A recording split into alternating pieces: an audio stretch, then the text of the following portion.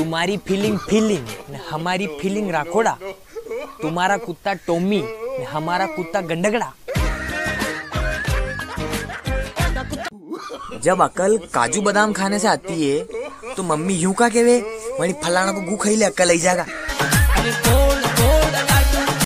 हम छत पर गए पतंग उड़ाने के बहाने, वो छत पे आई कपड़े सुखाने के बहाने।